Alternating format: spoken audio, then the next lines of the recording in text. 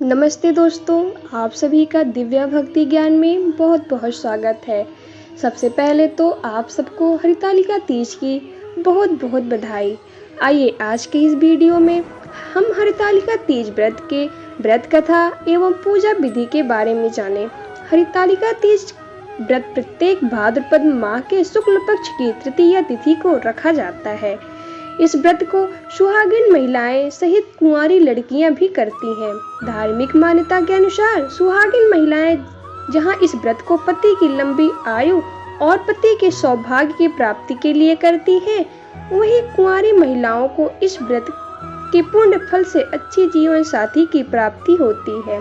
साथ ही इस व्रत को करने से उत्तम संतान सुख प्राप्त होता है और घर की सुख समृद्धि भी बनी रहती है। आइए अब हम हरितालिका तीज के महत्वपूर्ण नियम के बारे में जानें। एक बार हरितालिका तीज व्रत को रखना शुरू कर देने के बाद उसे जिंदगी भर रखना होता है। बीमार होने पर आपके बदले में पति या दूसरी महिला इस व्रत को रख सकती हैं। यह एक निर्जला व्रत है, यानी इस व्रत में किसी भी प्रकार से अन्य जल ग्रहण नहीं किया जाता है। अगले दिन माता पार्वती को सिंदूर चढ़ाया जाता है और ककड़ी या खीरा के साथ हलवे का भोग लगाया जाता है। हरितालिका तीज पूजा में माता पार्वती को ककड़ी या खीरा के साथ हलवे का भोग लगाना अनिवार्य है।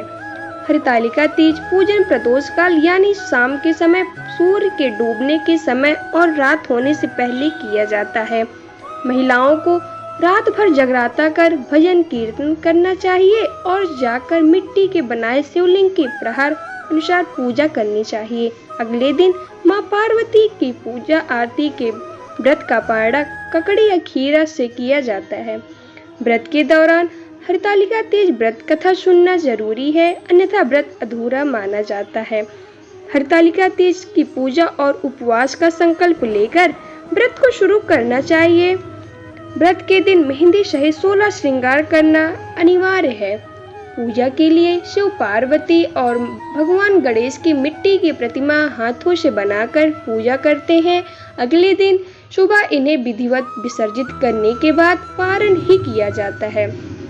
पूजा के समय सुहाग की सारी वस्तुएं सुहाग की पिटारी में रखकर माता पार्वती को अर्पित करते हैं और शिव जी को धोती और अंगोछा चढ़ाया जाता है। व्रत के अगले दिन सूर्योदय के बाद माता पार्वती को सिंदूर चढ़ाने के बाद ही तोड़ा जाता है। पूजा के बाद सुहाग की सामग्री को किसी ब्राह्मण स्त्री या गरीब विवाहित महिला को दे देना चाहिए।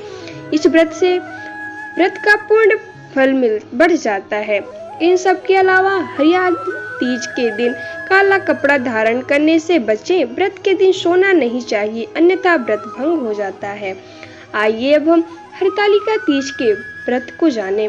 एक बार भगवान शिव ने माता पार्वती को उनके पूर्व जन्म का स्मरण कराने के उद्देश्य से हरितालिका तीज व्रत के महात्म्य की कथा कही थी।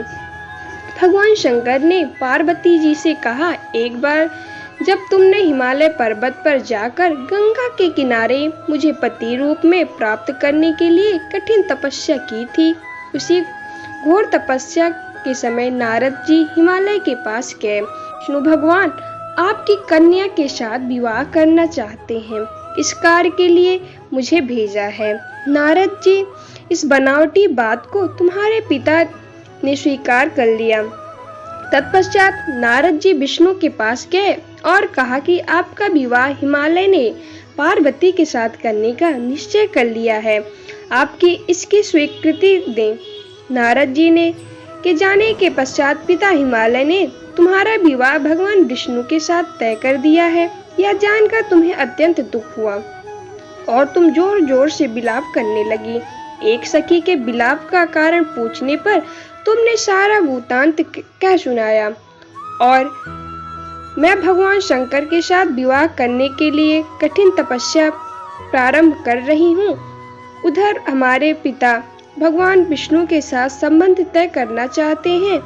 मेरी कुछ सहायता करो, अन्यथा मैं प्राण त्याग दूंगी। सखी ने सांत्वना देते हुए कहा, मैं तुम्हें ऐसे वन में ले चलूंगी कि तुम्हारे पिता को पता ना चलेगा। इस प्रकार तुम सखी सम्मति से घने जंगल में गई।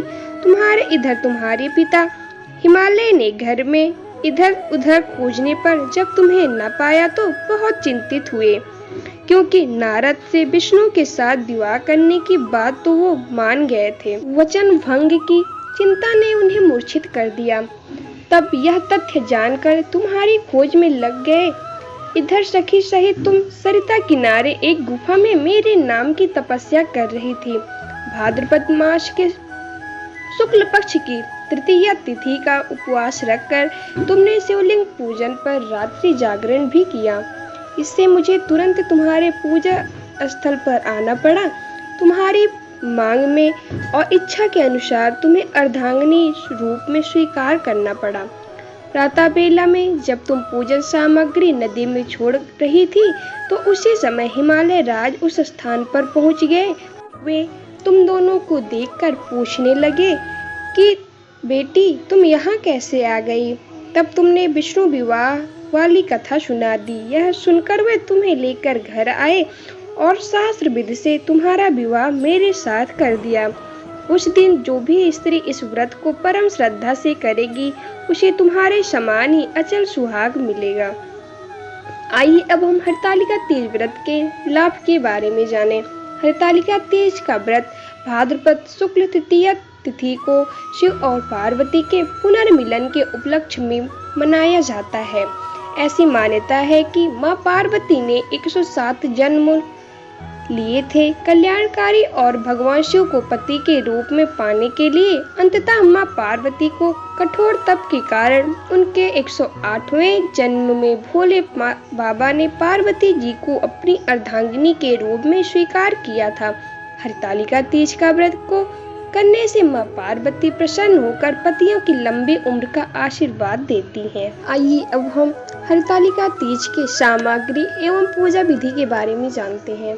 हरतालिका व्रत से एक दिन पहले ही पूजा की सामग्री जुटा लें। गीली मिट्टी, बेलपत्र, शमीपत्र, केले का पत्ता, धतूरे का फल और फूल, अकाओं का फूल, तुलसी, मंजरी, जनेऊ, वस्त्र, मौसमी फल फूल, नारियल, कलश, अबीर, चंदन, घी, कपूर, कुमकुम, दही, दीपक, चीनी, दूध और शहद। मां पार्वती को सुहाग की सामग्री चढ़ाने के लिए मेहंदी, चूड़ी, बिछिया, काजल, बिंदी, कुमकुम, सिंदूर, कंघी, महावर, सुहाग पिटारी। आइए अब हम पूजा विधि के बारे में जानें। हरतालिका तीज की पूजा प्रदोष काल में की जाती है। प्रदोष काल यानी कि दिन रात के मिलने का समय। हरतालिका तीज के दिन इस प्रकार शिव पार्वती की पूजा की जाती है। संध्या के समय फिर से स्नान कर साफ और सुंदर वस्त्र धारण करें। इस दिन सुहागिन महिलाएं नए कपड़े पहनती हैं और 16 श्रृंगार करती हैं। इसके बाद गीली मिट्टी से शिव पार्वती और गणेश की प्रतिमा बनाएं। दही, दूध, चीनी, शहद और घी से पंचामृत बनाएं। सुहाग की सामग्री को अच्छी तरह सजाकर मां पार्वती को अर्पित करें। शिव जी को वस्त्र अर्पित करें। अब हरतालिका तीज व्रत कथा सुने। इसके बाद सबसे पहले गणेश जी और फिर शिव जी और माता जी की आरती उतारें। अब भगवान की परिक्रमा करें, रात को जागरण करें। सुबह स्नान करने के बाद माता पार्वती का पूजन करें और उन्हें सिंदूर चढ़ाएं। फिर ककड़ी और हलवे का भोग लगाएं। भोग लगाने के बाद ककड़ी खाकर व्रत का पालन करें। सभी पूजन सामग्री को एकत्र कर किसी सुहागिन महिलाओं को दान दें। हर हर महादेव। जय बाबा भोलेनाथ।